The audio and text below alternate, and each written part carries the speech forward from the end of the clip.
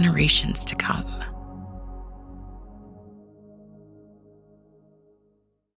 And welcome to another edition of the TDN Writers Room. My name is Bill Finley. I'm a correspondent for the Thoroughbred Daily News. Also work for SiriusXM Radio, doing the Down the Stretch radio show. I'm Randy Moss with NBC Sports, catching up on my sleep after Derby week and already starting to prepare for the Preakness. Terrific show, Randy. Well done. Very much, yes. Really enjoyed it. Very much. Really, really good show. Lovely features. Loved the one on Larry Demerit and Wayne Lucas as well. So really, really good. I'm Zoe Cadman with First Racing, and we're here to talk about the Derby. And of course, Mystic Dan is the Derby winner. And what did our team think of him before the race? Well, we can't do any lies or throw you any BS because our intrepid producers have it on tape. Number 3 is Mystic Dan at 20-1 in the morning line. My take on him, he ran a 101 buyer when he won the Southwest Stakes. If he can run that again, he's a contender. He's one of those long shots that I think, might make his name, you might hear his name coming down the stretch. To me, the real Mystic Dan is somewhere in between what you saw in the Southwest and what you saw in the Arkansas Derby, which to me is not good enough. I'm in agreement with Randy there. I mean, a good thing in his favor is that he broke his maiden by 7.5 at Churchill Downs. So he's going to handle the trip. Is he good enough? I don't think so. Wow. How about that? I get the gold medal for the week. Thank you. Boy, you thumbs up. Yes. Did I bet on him? Of course not. But anyways, just a fantastic horse race with the 3 horses on the wire. The story of Ken McPeek winning both both the Kentucky Oaks and the Kentucky Derby. It was a great day for horse racing, and you had so many good stories. Everyone got around the track safely. But Randy, I'll start with you. I think Kenny McPeek, if people didn't know who he was before, I think they sure know now. That was a Hall of Fame performance and a feat by him, and I think it will be his ticket into the Hall of Fame. Oh, yeah, I think I would agree with you. I mean, as we're going to talk about him as he's our Green Group guest of the week, but there's been no trainer that has consistently done what he has done with the budget that he has had to work with, right? I mean, he's bought bargain horses from day one, and yet he's won now the Kentucky Derby and the Preakness and the Belmont and many other major stakes races. All week long, he was extremely confident about both the Oaks and the Kentucky Derby. And, a lot of guys are confident, and it doesn't pan out. But his confidence was certainly justified, as it turns out. Good job by McPeek. You better bring a bear because I've got a grizzly. Yes. His exact comments about Torpedo Anna. So, I mean, we all know that Kenny's never come into a race thinking he can't win it. I mean, he is the most glass full person that you're ever going to want to meet. And it works. I mean, you have to have confidence in your ability, confidence in your horses. You can't be going in thinking you've got the second, third best horse. You've got to go in swinging for the fences. And we've seen time and time again. Yeah, he puts big races on his calendar and he's not scared of anyone. So kudos to Kenny. Kudos to Brian Hernandez. A terrific ride. Did the best horse win on the day, guys? Zoe, I'm glad you brought that up because the best horse didn't win the race. And even though I'm the guy that gave kudos to Mystic Dan beforehand and deserve a pat on the back, I will say that he wasn't the best horse, which is no knock on him. But he saved ground under a beautiful ride from Brian Hernandez and literally 2 jumps out of the gate. He had him glued to the rail and never got off the rail at any point in the race. So, and then the nose finish with Sierra Leone and the Japanese horse, 2 noses apart. They both, not only did they both go really wide, but you also had the bumping incident in the stretch that cost the Japanese horse. Matter of fact, I think you could make a case that if you run this race 10 times, Mystic Dan might win it 3 and might not have won it ever if not for what was just a perfect ride from Brian Hernandez. Yeah, I mean, the genesis for this, apparently, Brian Hernandez has been around a while. He's been riding for 20 years or whatever at Churchill Downs. And in the Churchill Downs jockey's room, his locker was in the same corner as Calvin Borel. And so he saw Calvin Borel firsthand with his rail skimming rides, right, on Street Sense and Mind That Bird and, Super Saver and Always Dreaming. And that sort of hatched the strategy when Mystic Dan drew an inside post position. He's a long shot. What have I got to lose? I'm going to try to give it the Calvin Borel treatment. And the shot that they had on NBC, and we'll resurrect it, I'm sure, at the Preakness, of him getting through inside Track Phantom, coming to the quarter pole, is just amazing, right? It was Calvin Borel all over again, because there was very, very little room there. And he actually bounced off Track Phantom a little bit and maybe bounced off the rail a little bit. But it's the age-old argument when you're trying to decide who the best horse is, right? Because a lot of horses get that trip or have the opportunity like that, and they're not good enough to take advantage of it. They're not good enough to capitalize on it. And you can say, okay, well, yeah, it was the rail trip and the other horses were wide, but it's also the tactical nature of Mystic Dan to be able to be close to the pace, right? And be able to tuck inside and run inside horses just fine and put himself in a position where he can capitalize on that kind of trip. Whereas Sierra Leone, right, he's at the back of the pack and he's lugging in through the stretch like he always does, making mistakes. And Forever Young hops at the start, breaks in the air, making a mistake. And Mystic Dan made no mistake whatsoever and was good enough to capitalize on that trip. If all three horses got the same trip, would Mystic Dan have won? No, obviously not. But he also deserves a whole heck of a lot of credit for all the reasons I just mentioned.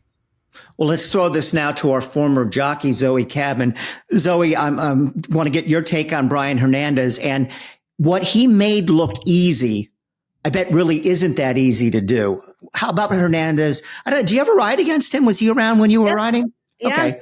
So tell us more about him and really what a special ride that was. He's about as level-headed as you're going to find. He doesn't have a fiery temper. You've seen some of these Cajun jocks with fiery tempers. They hit the bottle or something like that. Brian is just about as level as you can get. And he's just quietly plied his trade over the years. A lot of people forgot he was a Clips Award-winning jockey. He was champion apprentice in 2004, I think. Yep, and 2004. His business just slid off. In 2006, you couldn't find him with a search warrant. I remember him coming out and winning the Breeders' Cup Classic on Fort Land in, 2014 or something like that. But, he had a good few lean years, but he just kept plugging away, hooked up with McPeek, and things just started to go right. Is this going to change his life? He's planning on maybe going to Saratoga this summer, and he's hoping this is going to build up some momentum to get some better rides and get on some better horses. I would have no problem riding Brian Hernandez. As far as his ride, it takes a lot of balls just to stay on the fence in the world's biggest race and just hope something opens up, because you're either a genius or you're just a dumbass because you got stopped. And that takes balls just to sit in the pocket and not swing out like everyone does, because when they turned for home, we saw what Sierra Leone and the Japanese horse, Forever Young. Forever Young did turn in for home. They're 15 wide turning for home. And that probably cost the pair of them the win. So, yeah, it was a stellar race from him. As far as Sierra Leone is concerned, yeah, he lugs in. He's got a problem. I'm actually a bit surprised that there wasn't some more equipment on him. He just had a plain old snaffle. He lugged in the bluegrass. Give Tyler Gaffione a bit of power steering. You know it's going to happen. He's a big horse. He runs with his head on the ground. I wouldn't want to ride him. Did you see the picture? How low his head was on the ground coming down to the wire? That's really hard to ride. And the only thing harder to ride than a horse that's lugging out is a horse that's lugging in. Mm-hmm. That is impossible. At least when a horse is lugging out, you have some forward momentum. You can hit them right-handed. You can try and keep them straight. When a horse is lugging in, you've just got to hold on to your rein. It is almost impossible to ride one forward. So that squarely cost him because he was having to lean back, grab a hold of that right rein. There wasn't any room to hit him left-handed. And that's impossible to ride. Now, we'll get to the stewards in just a moment. But, I mean, there's plenty of pictures. His whip touched the other horse. I mean, that can't be allowed. Can't be allowed. There's an actual picture of the whip on the other horse. It's in today's TDN. It's definitely touching the other horse. Forever Young. Yeah, and Randy, the mistake was not necessarily that they didn't take him down. The mistake was that there was no inquiry with Sierra Leone and Forever Young. And after going back, we were talking about who was best.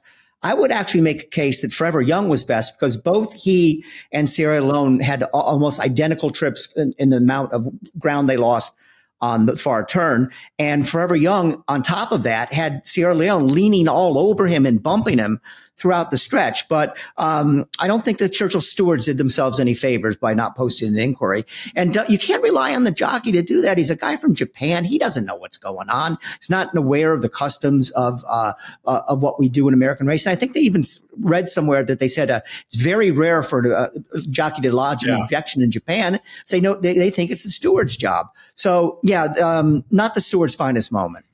No, there's a lot of things I want to say here, and I'll be as quick as I can. I mean, I want to be fair. First of all, I mean, as far as Churchill Downs and the job they did for the 150th Derby. Okay, yes, you can make the case that all the best horses weren't at the Derby because of Muth and Imagination being excluded. But beyond that, the paddock was sensational. I mean, the horse safety aspect of it. They resurfaced the racetrack, everything. I mean, Churchill did a fine job, very fine job on the 150th Derby. In the end, this part of it, their stewards let them down. Big time, big time. The fact that there was no inquiry, you know, either the stewards are 100% incompetent or this is a calculated move. And I think it's the latter. I think that what we saw from Maximum Security and what we see here, the failure to put up the inquiry sign, is by design to avoid controversy as much as possible, right? Right now, this has been called a mini controversy. And the reason it's a mini controversy doesn't involve the winner, but also if they put the inquiry sign up, then all of America knows, oh, something happened in the race. Oh, they're looking at it. And make no mistake, I don't care what they say. They looked at this thing over and over and over because it took a long time for them to declare this race official. There's no doubt that that's what they were doing. Okay. And in the end, this was an elementary school disqualification. You don't get any more obvious than this. They bumped 4, 5, 6 times. And I don't care. I mean, the take that it was give and take between the two horses is absolutely ludicrous. Because all Sakai was trying to do on Forever Young, he didn't veer out into Sierra Leone. He was just trying to hold his position. As Sierra Leone kept pushing him and kept bumping him down from the 8 path all the way down into the 3 path. The reason why Sakai didn't claim foul, we find out the next day, even in Japan, jockeys very seldom claim foul. With the politeness of the Japanese society and coming to the United States and feeling like they're guests at Churchill Downs, he's not going to rock the boat that much. They said the next morning in Japan, it's the stewards that typically do all this with stewards' inquiries and then disqualifying, and they don't rely on the jockeys. Okay. They just drop the ball in so many different ways here. It doesn't impact the winner, obviously. It impacts the gamblers and the owners as much as anything else. But Forever Young should have been second, and Sierra Leone should have been third. One more thing I want to say about the race before we leave it. One of the big question marks going into the race was Forever Young and the travel from Japan to Saudi Arabia to Dubai, Dubai to the United States, how much that would take out of him. I think we got the answer to that it can be done. Yeah, he very well, Bill, I agree. You may be correct. He may have been the best horse in the race. The best 4 horses in the race. I've gone back and studied the replays over and over and over, right? In no particular order. Sierra Leone, Forever Young, Mystic Dan, and T.O. Password, the other Japanese horse, who broke slowly, got bothered on the first turn, going into the first turn, just like Forever Young did. He's 18th when most people expected him to be right up on the pace. He was the widest horse of all around the turn. He was even wider than Sierra Leone and Forever Young by about a half a path or a path. And yet he's a length and 3/4 behind Catching Freedom and finishes 5th while Catching Freedom had a rail run up the inside. Those were the best horses in the race, and 2 of them were from Japan. So that's something to keep in mind when we look at this next year. Yeah, it's a scary, scary thought, the Japanese and how well their horses are running over here. My 2 cents on the stewards at Churchill Downs. For the love of God, what were they thinking? Did they not learn anything from Maximum Security?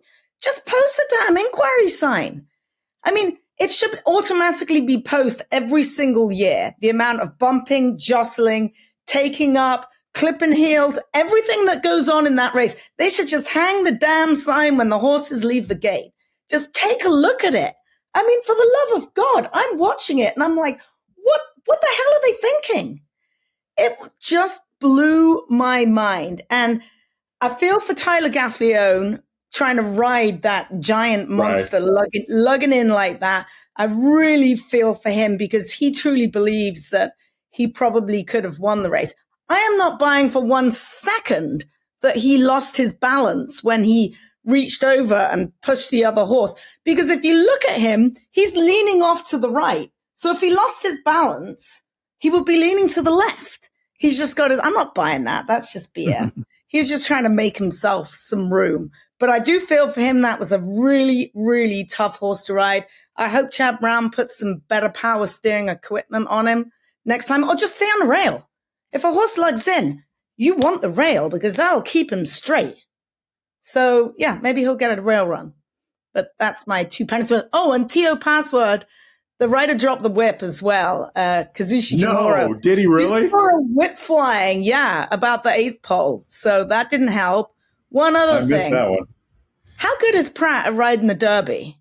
Now, he's won it once by default, but if you look back the last few years, like he's always in the top 4. Angel of Empire, Zandon, Hot Rod Charlie, this year as well. Like he would be my Derby rider going forward.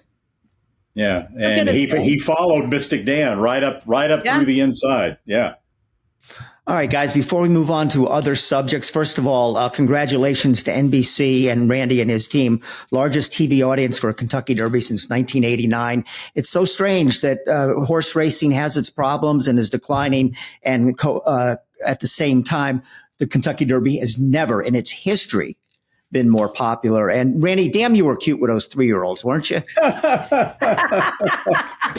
my demographic, Bill. Like I said, kids and dogs. I used to say kids, dogs, and old people, but now that I'm starting to creep up a little bit toward the old person stage, then I have to drop that from my comment. Okay. But it's the best TV show I've ever been involved with. Well, it was terrific, and really I'm not just saying that because you're on right now. It was really, really good. So. Well, and it had very little to do with me, what I'm talking about, because you had the element of the NBC production and directing and all that they bring to the table.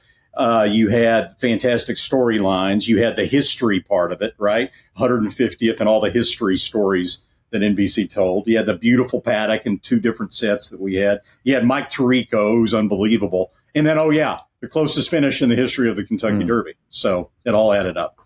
All right, guys. So one last thing. We should have got the tape back from last week about what everybody had to say about fierceness. I believe, Randy, you picked him, and Zoe, I think you picked him too. I did not. But, what a perplexing horse this is. He did it again. And he didn't have anything. I mean, was it the greatest trip ever? No. But it wasn't like he had a bad trip or he didn't get bumped coming out of the gate, at least anything that I saw. This horse just is a nutcase. I mean, some days he runs like the Seattle Slew, and other days he runs like a 4-claimer from Beulah Park. Among a good horse, I can't recall seeing anybody this inconsistent in my life. And you know what he's going to do? He's going to win the Belmont by 15 lengths. You watch. He's going to get out front, gallop along all by himself. The half's going to go in 50, and he's going to draw off just like he did in the Florida Derby. And then we'll all be saying again, oh, what a great horse. But not right now. He really, I'll put it mildly, he stunk up the joint. I'm not going to say he's a nutcase.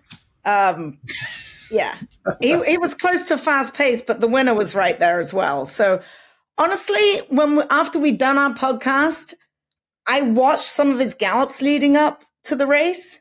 I didn't like him at all. At all. I liked his work, but I did not like his gallops leading up to the race. So like I did a superfecta. I still thought he'd hang in there, but I put him in 4th.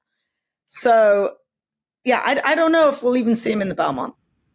And when we made our picks, okay, we had a caveat. We're making them early. They're subject to change.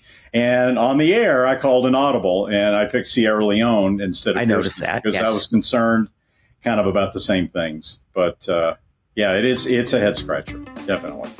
The TDN Writers Room is brought to you by Keeneland. This year's Keeneland September yearling sale begins on September the 9th. I will write that down because I will be there. And if you're wondering why you should make plans to attend, look no further than this past weekend at Churchill Downs. Listen to this. Vava, winner of the Grade 1 Derby City Distaff, is a $280,000 September yearling. Tricari, winner of the Grade 1 American Turf, was a Keeneland January weanling. Cogburn, winner of the Grade 2 Twin Spires Turf Sprint, was a Keeneland November weanling. And while Kentucky Derby winner Mystic Dam was a homebred, his dam, Mam, was a 2014 Keeneland September grad. Enough said. We'll be right back after this message from Keeneland.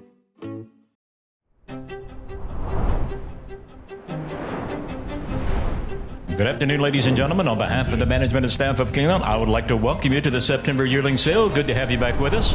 The energy at Keeneland Book 1 is unlike any other sale that you'll go to. It is the marketplace. The center of the horse universe. It's electric. You can't replicate the urgency that's at Keeneland September. Quality in quantity. Keeneland September Book 1, every breeder's dream.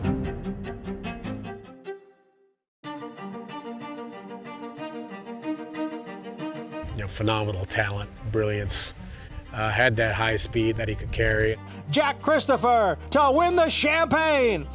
He carried this quality from 2 to 3. He was top notch. Oh, Woody himself would appreciate this effort. He was the most brilliant horse all year. That's all I heard was Jack Christopher, Jack Christopher. He was obviously the one to beat. It is Jack Christopher. He showed a lot of brilliance and speed and ability on the track, so we hope that carries through to these foals. Our foal is the first foal out of a mare. She's got a lot of scope, a lot of quality to her, very athletic. We're really excited about what we're seeing. Lots of Jack Christopher coming through, but just quality through and through, and size, athleticism. Very, very pleased. Extremely excited about what we're seeing with his first foals.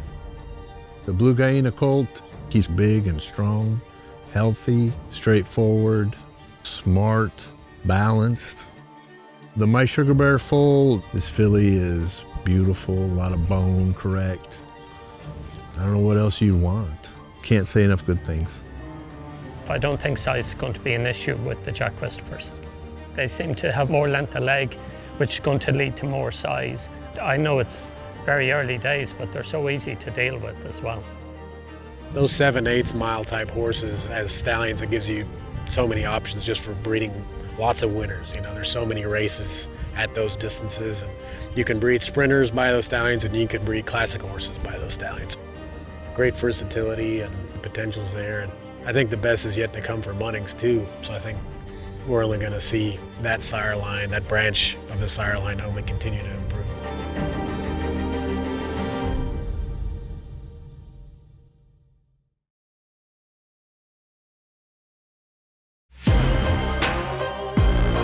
This week's Fastest Horse of the Week is brought to you by Audible, one of those fast sires at WinStar Farm. Audible had 2 black-type winners over the weekend.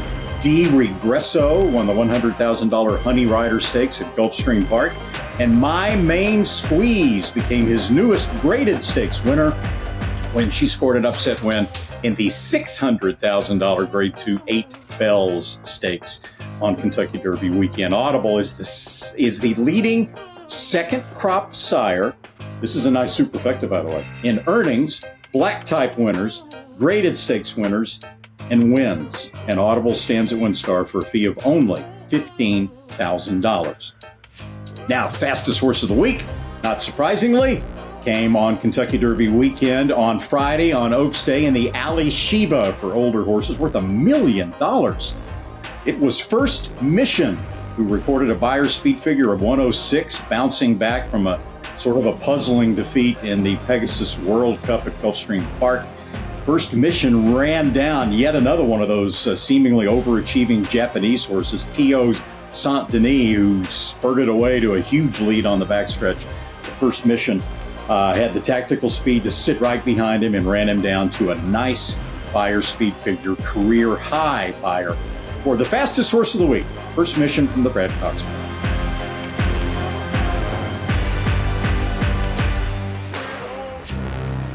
The TDN Writers Room, as always, brought to you by The Green Group, a tax consulting and advisory firm specializing in this industry, in the thoroughbred industry, and designed to save you money right in the pocketbook.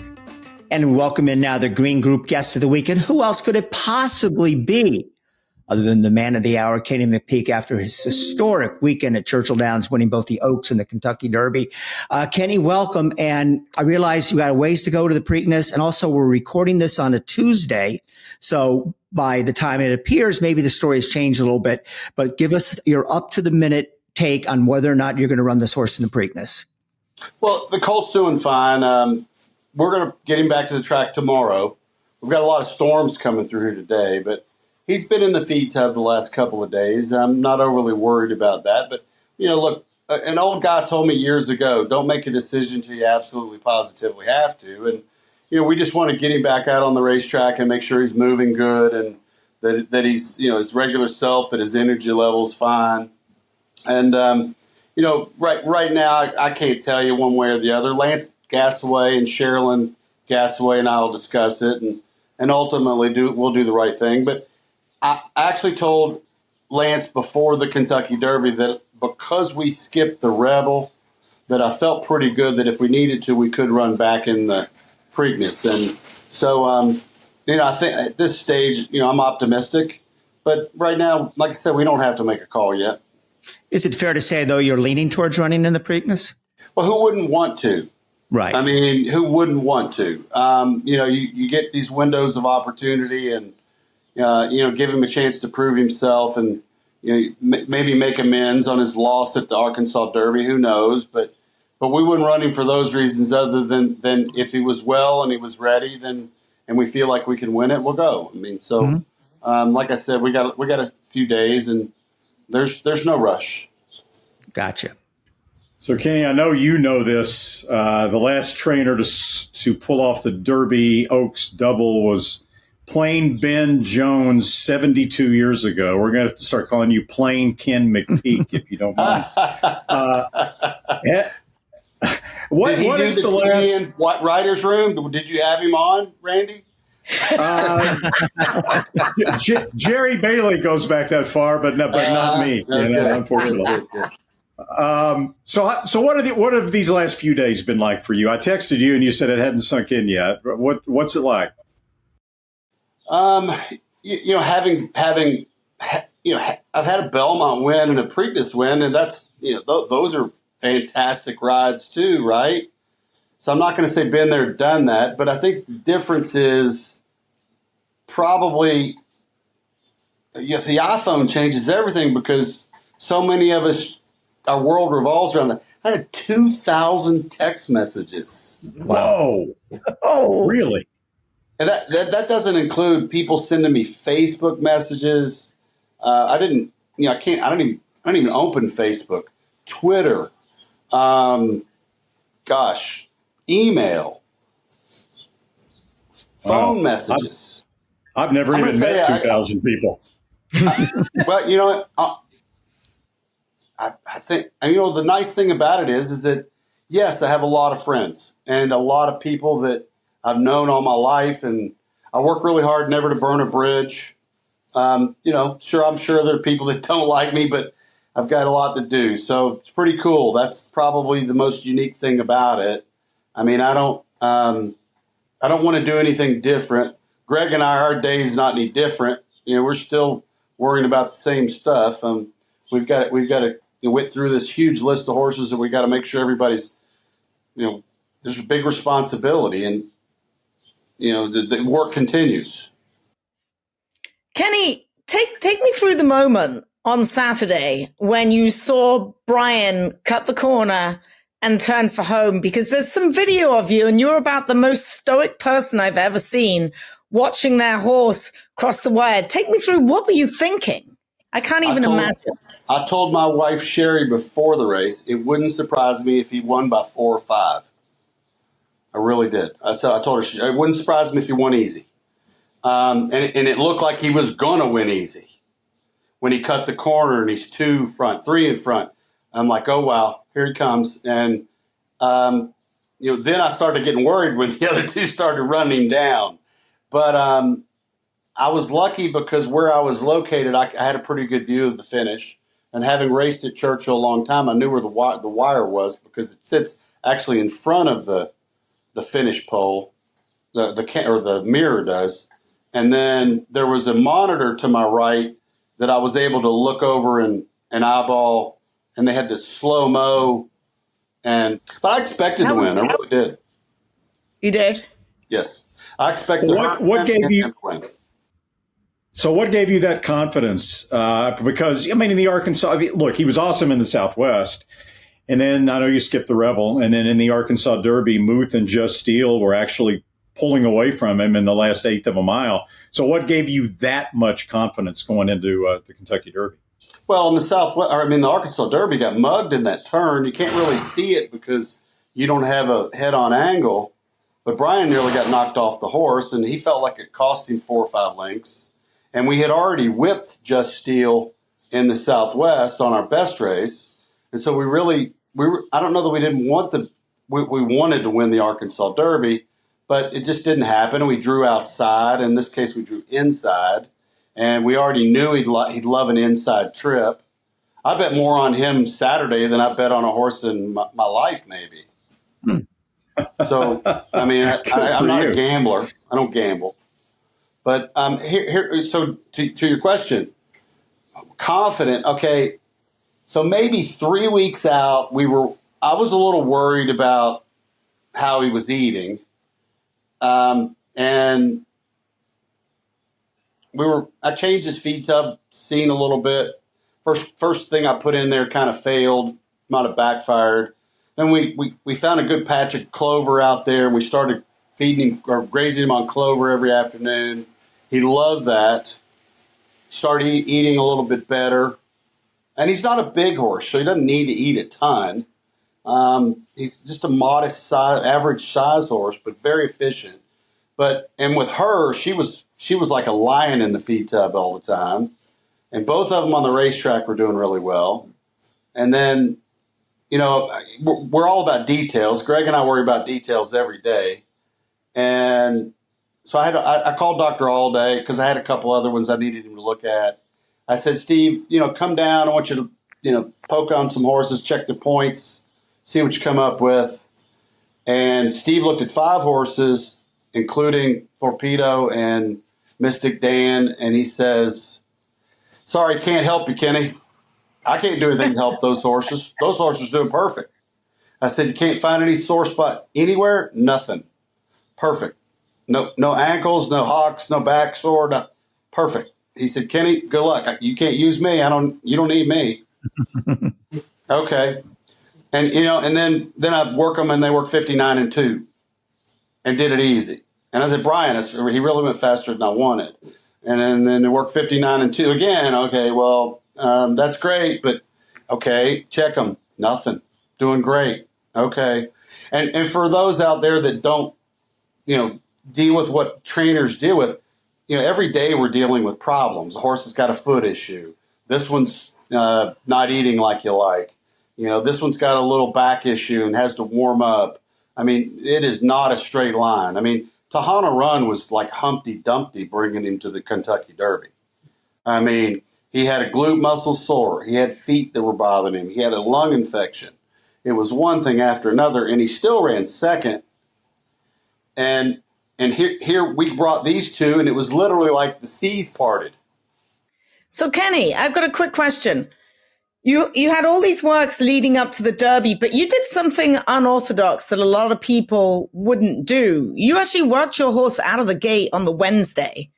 Like a seasoned horse, you opted to break him out the gate and work him.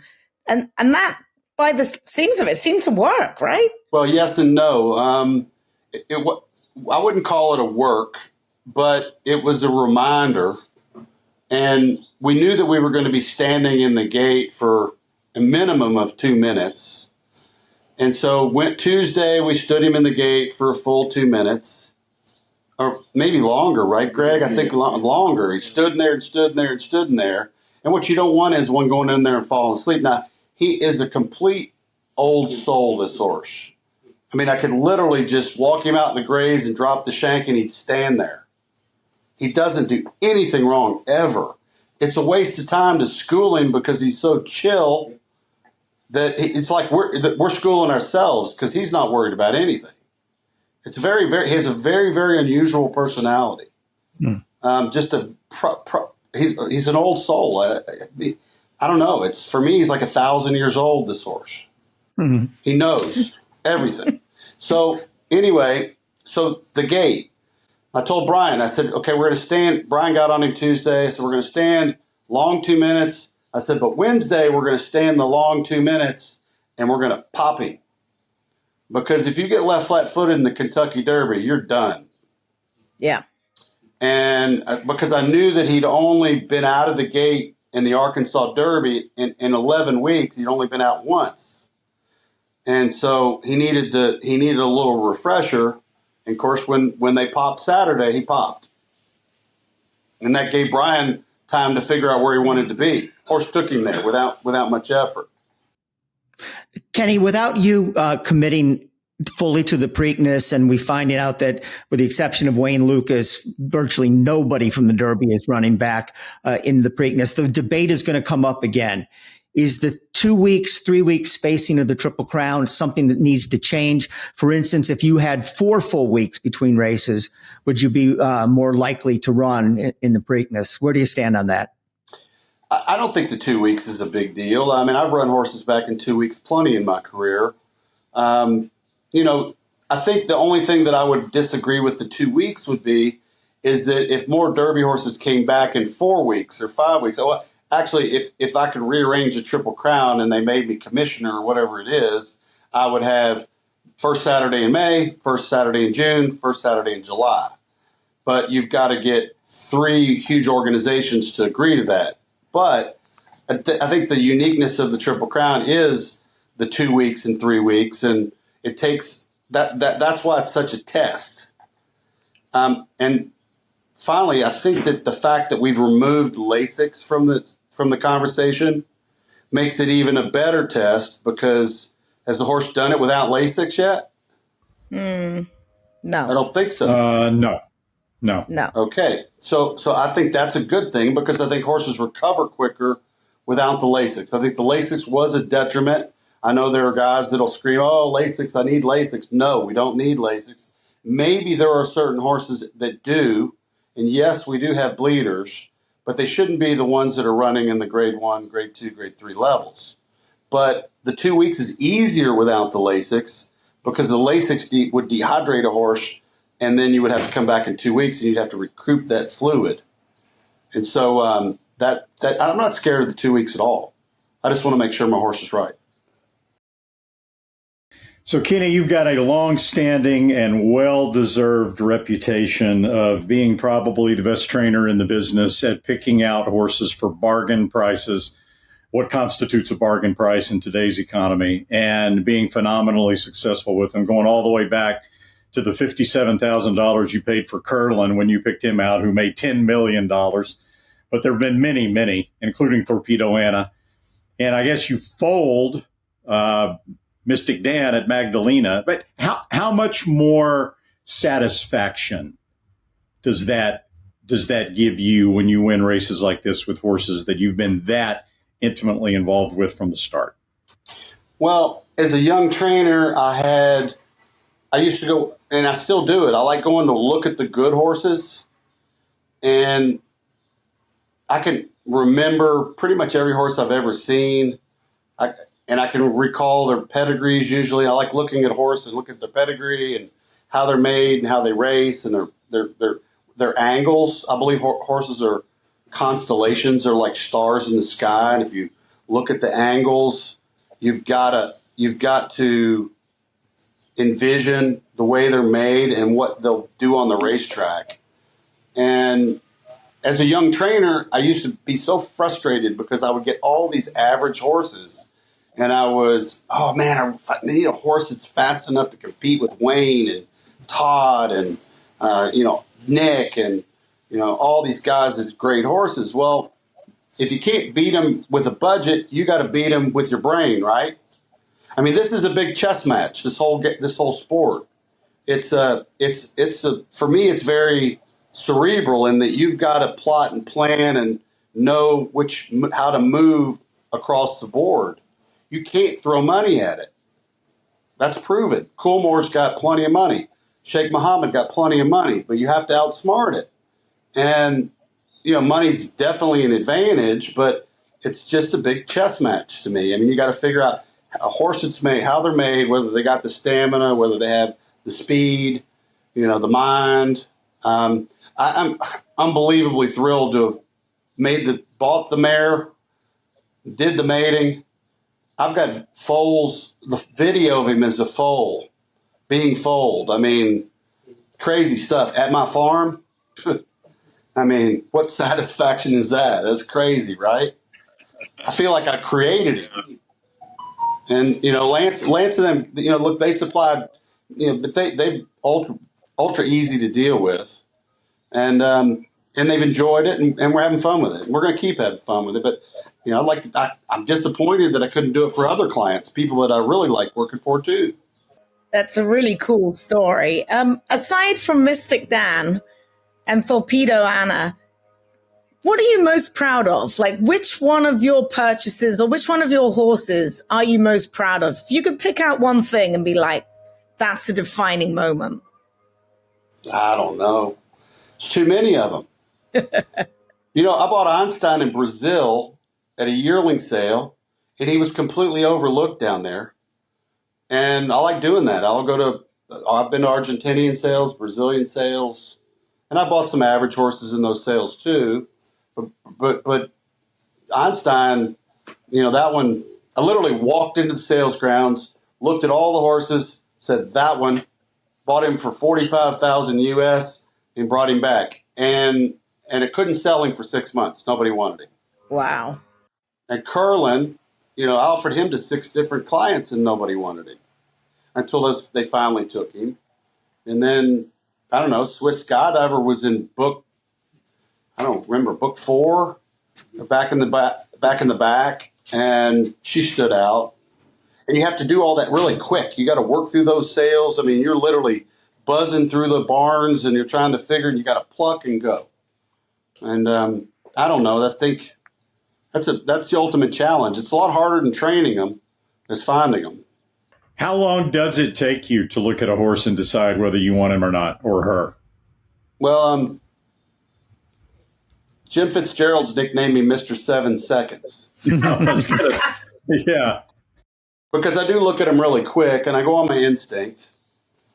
And because you don't have enough time to dwell. And so I go and, what I'll do is I'll make a first run through the barn area and use my instinct. And then I go back through and take my time. And then I call it and squeeze it like an accordion and all the air out of it till okay, there's 5 in this session that I want to bid on. And then I start making phone calls or I'll just go buy the horse and then worry about it later. And whenever I buy one cheap, my phone starts blowing up because people follow the results and go, oh, can I have that one? Can I have that one? Which is great, right? Yeah. Kenny, one of the great things about your career is you think outside the box. You've been one of the first people to go over to Epsom. You talked about buying horses in South America. With Mystic Dan, any chance that you would put him in the running for a foreign race like the Epsom Derby? Well, this isn't the year to try that, but wouldn't it be cool if a Kentucky Derby won the Epsom Derby too? I mean, this is a horse that would be very capable of doing it. I wouldn't be scared of going at all. I mean, City of Troy just showed he had a little chink in his armor, but if he had won the Guineas the other day, and I pay attention to all that, then you would have been scared to go. But now it looks like it's pretty wide open. You know, Aiden would probably run 10. but, you know, and I love those guys. But, yeah, I'd love to do that. But, you know, this isn't the right horse and the right timing. But you could say that, let's say he won the Keeneland Stake and then maybe came back and won the American Turf. Oh, I'd already be on a plane. But, you know, that's – and Daddy's Little Darling, I think, would have run really well if she'd made the starting gate. Yeah. But I like those kind of challenges. I think they're fun. What's next for Torpedo Anna? I think the Acorn's a no-brainer. You know, we need to – I want to win another Alabama. She's very capable of doing that. You know, let's keep her in her division right now and go from there. I mean, I wouldn't be scared to run her in the Belmont at 1.25 miles. I wouldn't have wanted to run her 1.5 miles at Belmont itself, but Belmont at Saratoga. I mean, I'll contemplate it. And so, say you decide not to go to the Preakness with Mystic Dan, would you consider the Belmont for him? Oh yeah, for sure. Yeah. Yeah. Kenny, we haven't brought up Brian Hernandez yet, which seems a mistake on our part. Literally, if he didn't ride a perfect race, which he did, you might not have won, saving ground every single inch of the way. I mean, he never got any more than 3 inches offside the rail. You've been one of his biggest supporters. If you could just talk about what Brian meant to the team and about his ride on both horses. Well, I've said repeatedly, he's a consummate professional. There's nothing complicated about Brian. Family man, no bad habits, comes in with a smile on his face, keeps an even keel, never had a crossword with him, never will. Gives me feedback, loves to come breeze the horses, get on the horses. If I say, Greg and I will be in here and we'll go, who you got coming 5:30? Oh, Brian here at 5:15. No problem. Never have to worry about scrambling. Where's Brian? No, he's here. And Frank Bernice, his agent's a fantastic guy. He came in here and sat. We go through all the horses' conditions so he knows where we're going. You know, to touch on it, what is it that's in the water in Louisiana? Is it the food? Is it the soil? But they keep producing these guys that can ride. And the list is amazing in that, I mean, Eddie Delahousse is the first one that, like my era at least. But you could go back, you know, Randy Romero, Kent DeSormo, Robbie Alvarado, Lannery, Shane Sellers, fantastic rider, simply didn't have a classic horse. Lannery hadn't had a classic horse. Burrell, you wouldn't want to leave him out, right? Mark Guidry was a great rider. If he ever left Chicago sooner, I mean, what a fantastic jockey. I know I'm missing a bunch of them. There's a ton of them. Larry Melanson. I mean, there's so many of them over the years. Amazing. Yeah. Amazing. Maybe jambalaya stunts their growth. I don't know. And Brian's cut from that cloth. And I for years, all my career, I've used them a lot. And you don't have to tell them to cut the corner. You don't have to worry about them hitting a hole. I mean, they can just horseback. Well, Kenny, I'm flattered that out of the 2,000 texts, you chose to return mine to get you to come on to this show. I know how busy you've been, and a lot of people rooting for you because you're one of the good guys in racing. Congratulations on an historic achievement, and hopefully we'll see you in the Preakness. All right. Thanks for having me. As the Green Group Guest of the Week, a guy that's come into a lot of money here recently, Ken McPeek. will receive a free 1-hour tax consultation with Lynn Green et al. At the Green Group. For more information on how they can save you money on your taxes, go to www.greenco.com. When it comes to the horse industry, tax laws are complicated and unique. That is why most people overpay on their taxes. Why not get a second opinion from the top-rated accounting and tax firm in the thoroughbred industry? With over 800 clients in the horse business alone, the Green Group has the expertise to save you taxes. There is a reason the most successful owners, breeders, trainers, vets, and horsemen use the Green Group as their tax advisors. We save you taxes. Over the past 40 years, the Green Group founder, Len Green, has owned and bred some of the best racehorses in the history of the sport. His DJ stable competes at the highest level and has received the game's most prestigious honors. Len Green's in-depth, hands-on industry knowledge, combined with current-edge tax-saving strategies, produces positive tax-saving results for clients. Take advantage of this special offer. The Green Group will give you a complimentary and confidential review of your tax return. Contact us at 732-634-5100 or visit our website at www.greenco.com.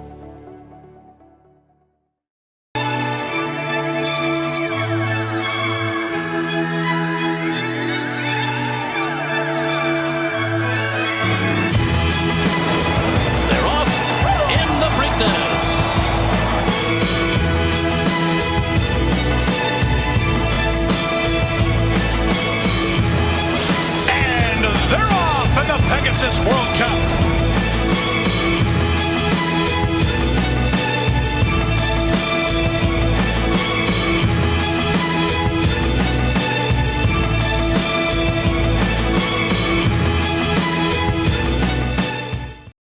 On this week's edition of First Things First, I caught up with Phil D'Amato, who had literally just got back to Santa Anita.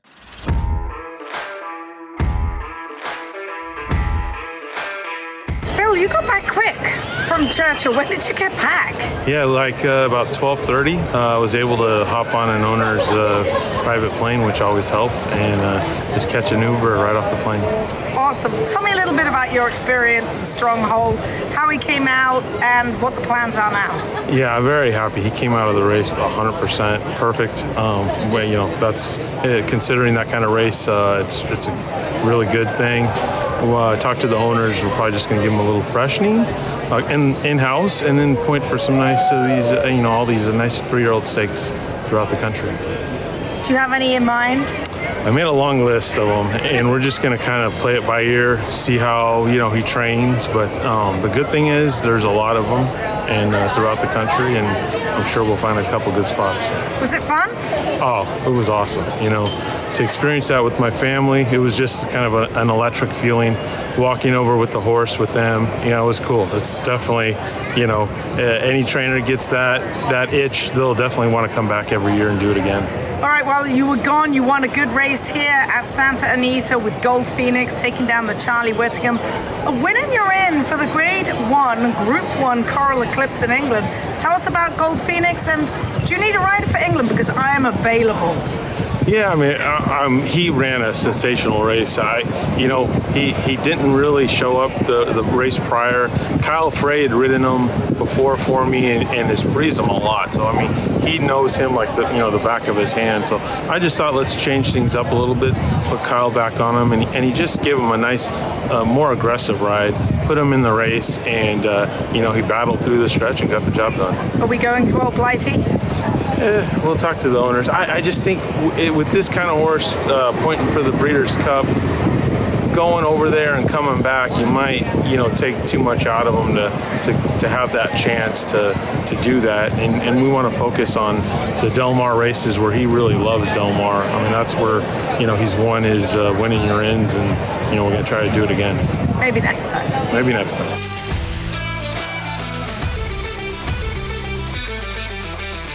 Many thanks there to Phil. Looks like I won't be going to Sandown anytime soon, but, perhaps next year he'll have a shot. All right, let's talk about Santa Anita this weekend. We will resume racing on Friday, and there is a massive Pick 6 carryover for their 8-race card on Friday. We'll start with race number 3, a carryover of over $100,000. expected to exceed 500,000. And for all you fathers out there and husbands, don't forget, it is Mother's Day on Sunday. You can bring your wife or your mother or your sister, or just bring the whole family. Bring them out to Santa Anita for a Mother's Day brunch on Sunday. You can go to santaanita.com for more details on that. That sounds great. A brunch on Mother's Day at Santa Anita. I would definitely take that in if I was living in the 626 area code. Well, guys, of course, now we've got to move on to the Preakness. And at this point, we don't know everything. You just heard what Ken McPeek had to say. Sounds to me like he's going to go in the Preakness, though he hasn't committed fully to it. Wayne Lucas, who never misses a big dance when he can, he's going to run 2 horses, including the horse that he ran in the Derby and Seize the Gray, who won the Pat Day Mile.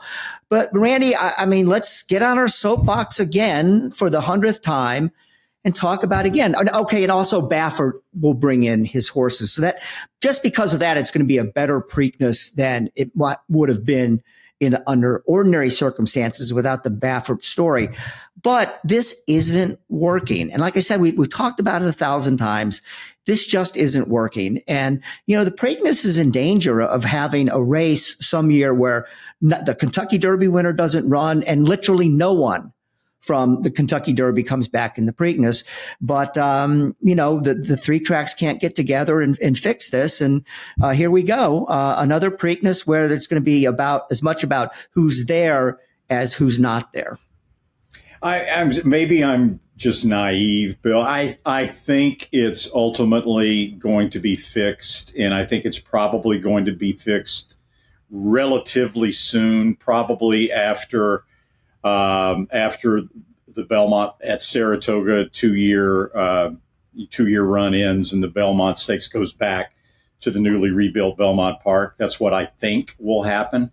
Again, maybe this is a Pollyanna opinion, but I think the New York Racing Association, despite the fact that the Belmont has been the beneficiary of this, can see the writing on the wall and can understand that the Triple Crown as a unit is being compromised by what's going on with the 2 weeks and 3 week gap between the races. Look, if Mystic Dan, right now it looks like Mystic Dan and Just Steel will be the only 2 horses from the Kentucky Derby to run in the Preakness. If Wayne Lucas wasn't the trainer of Just Steel, and if Kenny McPeek changes his mind about the Preakness, you would have 0, just like he predicted might happen someday. So it definitely has to be changed. I don't care what some of the tradition obsessed people think. You got to make improvements. You don't change just for the sake of changing. And this definitely is an improvement that would be overdue, but hopefully we get the Derby winner back in the Preakness this year. Let's hope. But I'm all for the first Saturday in May, first Saturday in June, first Saturday in July. It just seems logical. And as far as this year's entrance for the Preakness, hey, we never brought this up. How do you think Bob was feeling on Saturday when he saw Mystic Dan win, knowing that Muth just beat him by 2 lengths in the Arkansas Derby? Well, yeah. And then there's this, okay. I've said this before and I'll say it again. And Churchill, Bill Karstanjian didn't tell me this. I firmly believe that a primary reason why Churchill extended the ban from 2 to 3 years is that they were looking for anything to hang their hat on to try to keep Baffert out of this specific Kentucky Derby, because they thought that his presence would overshadow the 150th anniversary.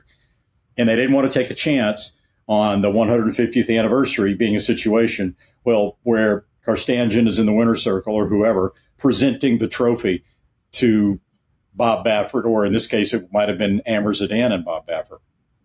And I think now that this Kentucky Derby is over and they look back on it, I think they are happy with their decision, since Muth soundly defeated Mystic Dan in the Arkansas Derby.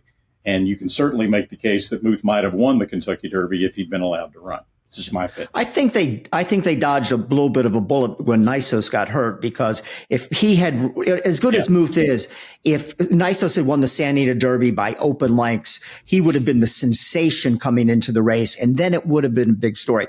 So Zoe, let's get back to Muth. All things being equal, like Randy said, he beat Mystic Dan in the Arkansas Derby. He's been freshened up. Also, he's got his stablemate Imagination. How dangerous are the Baffert horses in the Preakness? I got to think very dangerous. Super, super dangerous. We're going to show you the work in just a moment. But yeah, super, super dangerous, the pair of them. And, you know, he's got two in the race. And if Mystic Dan goes, there's only one of Mystic Dan. And I mean, Bob can team up. They can like gangbusters. But yeah, super dangerous. I'm not sure I'd want to be going there off 2 weeks rest and facing those two monsters. No, Muth will be the favorite. You think so, Randy? Really? Okay. Oh yeah. He'll be the favorite in the Preakness over Mystic Dan. I don't think there's any doubt about it. My opinion. Yeah. And there's one other horse to mention too. Baffert will bring Muth and Imagination. Chad Brown has a horse by the name of Tuscan Gold, who ran an exceptional race in the Louisiana Derby to finish third. Didn't have enough points to run in the Kentucky Derby. I think maybe with some of the scratches, he might have been able to sneak in. But anyway, this is the thing we've seen so often in the last few years. This is the Chad Brown Preakness horse that skipped the Kentucky Derby to wait for the Preakness, and he's got a great chance to win it. The TDN Writers Room is brought to you, as always, by the Pennsylvania Horse Breeders Association, the PHBA. The Pennsylvania bred, Pennsylvania sired, Don't Look Back at All, became Peace and Justice's newest stakes winner as a stallion in Sunday's $150,000 license fee stakes at Aqueduct. Congratulations to the breeder, A1A Racing. Peace and Justice stands at Blackstone Farm in Pine Grove, Pennsylvania. For more information on breeding and racing your very own PA bred, visit www.pabred.com and click on the Stallion and Boarding Farm Directory link at the top of the homepage. Any questions after that? Here's the phone number, 610-444-1050. The PA Horse Breeders Association has a remarkable story to tell. North America's most lucrative awards program also produces Grade 1 winners year after year. Of all the great PA breds, none is more well-known, more iconic than Smarty Jones. We salute Smarty on the 20th anniversary of his wins in the first two jewels of the 2004 Triple Crown, at the time becoming only the third ever undefeated Preakness champ. With some of the fullest fields in the country and quality racing year-round, there's never been a better time to reap the rewards of breeding and racing in Kentucky. Purse money in Kentucky is at an all-time high, as is average purse per race, outpacing California, Florida, and New York. Kentucky breds. Breed them, raise them, race them. We all win. Imagine this. This is a shocker. Kentucky Oaks and Kentucky Derby winners bred in the state of Kentucky. Kentucky bred Torpedo Anna, obviously in the Kentucky Oaks. The breeder, congratulations, Judy Hicks. You saw her briefly in the winner's circle after the race. She's also the co-owner, and she earned a $50,000 award for a KBIF registered Oaks winner. And Mystic Dan's win in the Kentucky Derby gave Kentucky breds 116 victories in the 150-year history of the Run for the Roses. Well, when we talked with Kenny McPeek, we talked mainly about him winning the Kentucky Derby, but didn't want to give a short sell the feed in the Kentucky Oaks as well with Torpedo Anna, stablemate of Mystic Dan. And, you know, huge weekend for Brian Hernandez, huge weekend for Kenny McPeek. That was a tough field, I thought. And, you know, to me, it looked like, I'm not surprised that she won, but I'm surprised that she won as easily as she did. I thought that was the race that was going to have three noses on the wire rather than the Kentucky Derby. So, Randy, what was your review of the Oaks? Oh, I thought Torpedo Anna ran an exceptional race. Look, to me, she was the most visually impressive in her most recent race in the Fantasy Stakes of any of the Oaks fillies. And again, kudos not just to Kenny McPeek, but to Brian Hernandez for a very opportunistic ride. Torpedo Anna drew, sort of an inside post position, and she drew post 5 or post 4 actually, number 5 on the saddle tail. But they looked at the McPeek and Hernandez looked at the competition and saw that the competing speed was to the outside of Torpedo Anna, and they thought, if she breaks well, why not use her ability and her sharpness to their advantage? And it just worked out that, to the surprise of everyone, Torpedo Anna, for the first time in her career, I believe, was actually on the pace. And it wasn't a slow pace. They went a half in 46-3. But, we've seen this as handicappers and as bettors all the time, guys. When you have the best horse in a race, sometimes it's better. Don't get cute. Don't mess around and don't be trying to rate when you don't have to. And in this case, speed, rail, rebroke at the top of the lane and beat a very sharp filly herself in just FYI. Yeah, she was quick.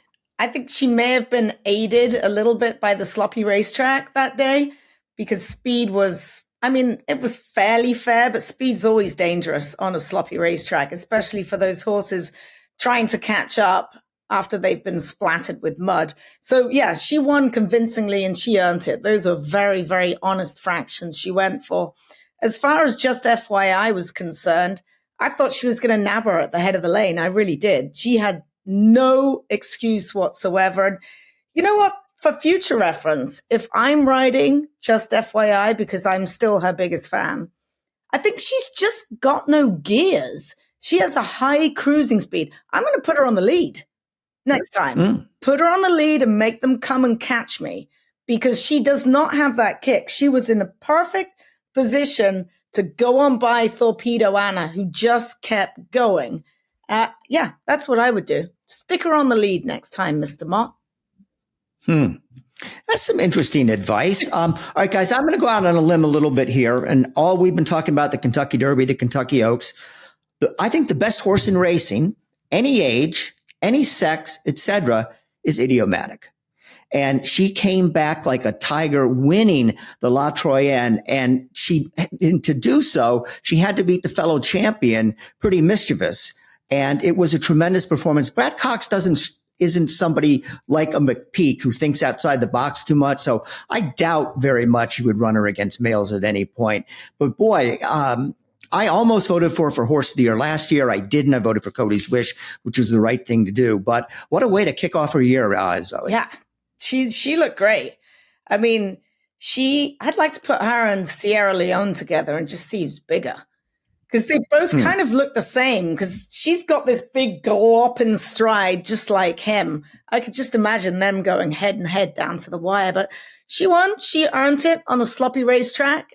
She never, to me, looks like she's just struggling one pace. She just gallops along, but she galloped everyone into submission.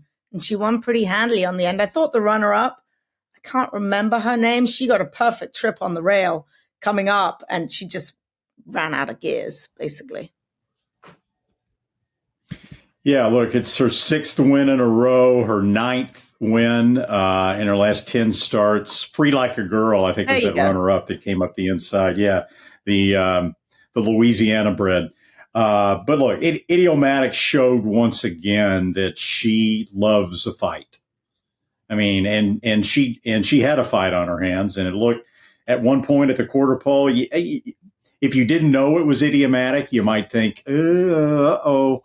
But, she dug in, and then, as always, and then at the end, she was drawing away. And I'm really looking forward to what the rest of the year holds for Idiomatic. And kudos to Juddmonte for keeping her in training. I mean, what else does she really have to prove? She won the Breeders' Cup Distaff. She's made $2.5 million. She's got a fantastic pedigree. And, of course, Juddmonte, this is a Juddmonte bred, and they're all about their breeding industry. But they decided to keep her going for another year, and that's good for horse racing for sure.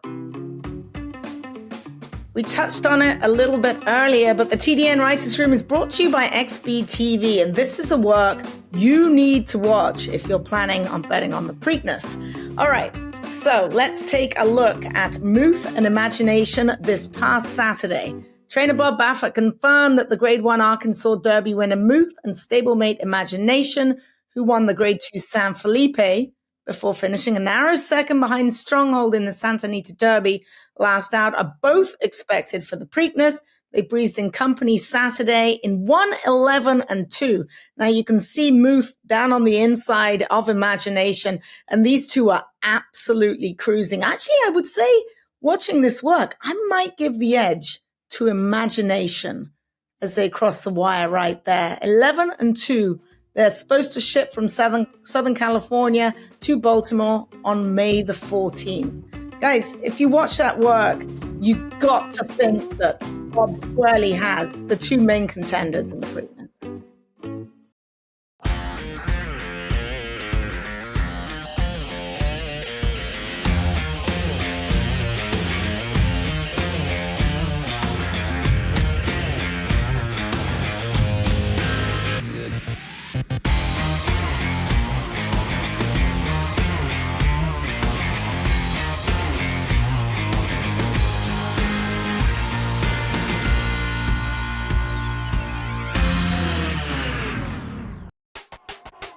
All the thrills. Fraction of the bills. Experience the power of the partnership. Change your life, make new friends, and compete at the highest level of thoroughbred racing. West Point Thoroughbreds, the gold standard in racing partnerships. Visit westpointtb.com.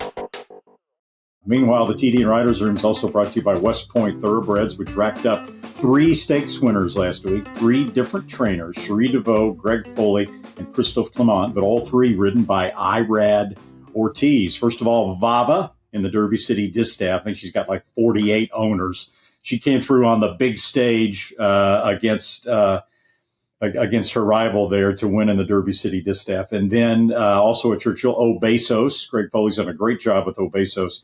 Won the St. Matthews Overnight Stakes. He's now made more than $760,000. And then at Aqueduct in the License Fee Stakes, it was Don't Look Back at All on Sunday, leading home a 1-2 finish for the Clement Barn. Gal in a Rush finished second there in the License Fee. Now this weekend, looking forward, Cortez and Ohana Honor will square off for West Point in the Man o' War, the Grade 2 $400,000 race on the grass at Aqueduct. And, of course, that would vault those owners into the world of instant camaraderie. For more, visit westpointtb.com.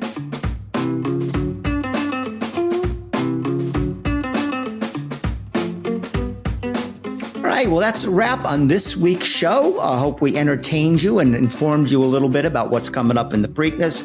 I want to thank my partners, Zoe Cadman and Randy Moss, and our producers, Katie. Oh, where's Randy going? Uh-oh. He wanted to show a little bit of leg. I see you in those shorts, Randy. Oh, yeah. Oh, easy now. Sorry. Hi, Lucy. It's good to have you back. He missed me very much. I was gone for a long time. All right, so we want to thank once again Zoe, Randy, and Lucy, who was a big part of this team, no doubt, as well as our producers, Leah LaRocca, Anthony LaRocca, and Katie Petruniak. Thanks so much, everybody, for tuning us in. Have a great next weekend, and pretty soon it'll be Preakness time. Stay with us next week. We'll be back.